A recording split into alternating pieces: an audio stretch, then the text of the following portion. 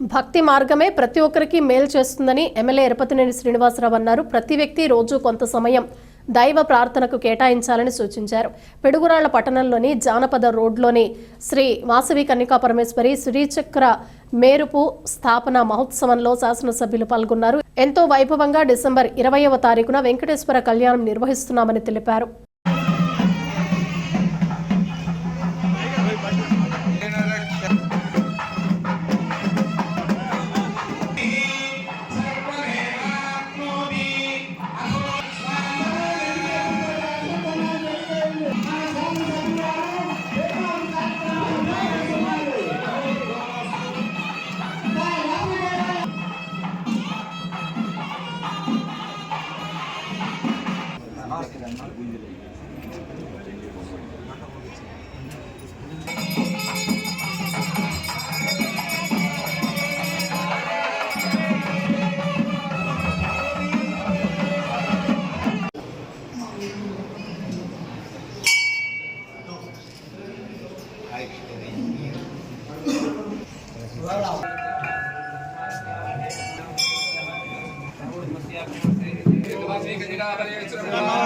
నమస్కారం.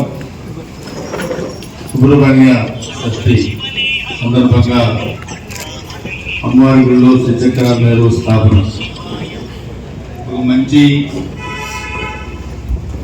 ఆధ్యాత్మికమైన రోజు. ముఖ్యంగా సుబ్రహ్మణ్య స్వామి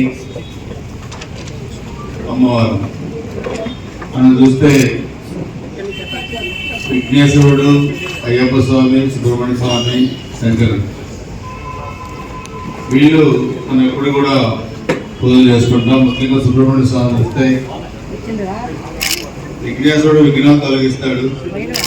ఇంకా అంతకన్నా ఏమన్నా ఏం చెప్పుకున్నా అన్ని ఆలగించి తొలగించేది సుబ్రహ్మణ్య స్వామి.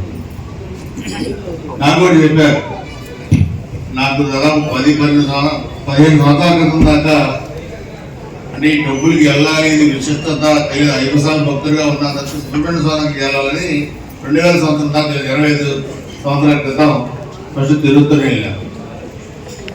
తర్వాత తిరుచెందూరు తమిళనాడు కళ్యాణం కూడా మనం డిసెంబర్లో అనుకుంటున్నాం. టెంటేటివ్గా వాళ్ళు డిసెంబర్ 13 మనం అడిగాం. 20వ తారీఖు వాళ్ళు డేట్ ఖాళీ అవుతుందని చెప్పారు. అది కూడా వాళ్ళకి గ్రౌండ్ కావాలని అడుగుతున్నారు. మరేమో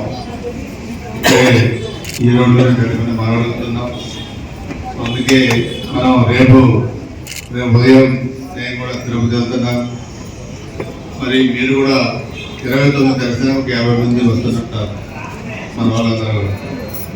సో అందుకే 28 మన ఆర్యవైశ్య సోదరులు గురిజాల, అదేవిధంగా 29 మీరు, ఇట్లా 100 మంది మళ్ళీ మనం ఈ 2 రోజుల్లో దర్శనం చేసుకొని స్వామివారి ఆశీస్సులు తీసుకొని కలియుగ దైవం. మరి ముఖ్యమంత్రి గారు కూడా ఇప్పుడు చెప్తుంటారు, ఆయన కూడా చిన్నప్పటి నుంచి కూడా మరి అక్కడే ఆ టెంపుల్ పరిధిలోనే చదువుకొని స్థాయికి వచ్చాడు. అలిపిరి సంఘటనలో కూడా ఎంత పెద్ద సంఘటన అంటే మరి నిజంగా అది బతికి బయటపడేది కాదు.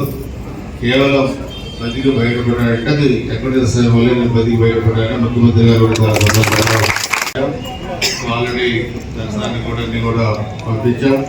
సో తప్పకుండా మనందరికీ కూడా మరి ఆశీస్సులు ఉండాలి. మన నియోజకవర్గం కూడా చల్లగా ఉండాలి, సుశాంతంతో ఉండాలి, ప్రజలు కూడా బాగుండాలి. ముఖ్యంగా మీరు దైవచింత కలిగిన ఆర్యవైశ్య సమాజం, ఆర్యవైశ్య సోదరులు మరి చల్లగా ఉండాలని చెప్పి ఆ కలియుగ వెంకటేశ్వర స్వామి, అదేవిధంగా వాసవి అమ్మవారిని కోరుకుంటున్నారు. శంకరా గారు చెప్పారు, ముఖ్యంగా మహిళలు ఎందుకంటే తిరుపతి దర్శనాన్ని తీసుకెళ్తే దర్శనం అయిన తర్వాత వచ్చి మగవాళ్ళు చెప్పరు, కానీ మిమ్మల్ని చేసుకుంటే మీరు ఇల్లు చెప్తారు. కానీ మిమ్మల్ని ఎక్కువ చేసుకెళ్తే ఎలా జరిగిందని చెప్తారు. సో రాను రాను పురుషులు తగ్గించి మహిళలు ఎక్కువ చేసుకెళ్తారు తెలియజేసుకుంటూ తప్పకుండా మేమంతా కూడా భార్యాభర్తలు జంటలుగా రండి. ఆ వెంకటేశ్వర ఆశీస్సులు తీసుకొని అందరం కూడా సుఖ ఉందని చెప్పి తెలియజేసుకుంటూ మంచి కార్యక్రమానికి మరి ఆహ్వానించి మరి అమ్మవారి సన్నిధిలో ఈ కార్యక్రమంలో పాల్గొనేందుకుగా అందరూ కూడా ప్రోత్సాహం చేసేందుకు మీ అందరికీ పేరు ధన్యవాదాలు. నమస్కారం.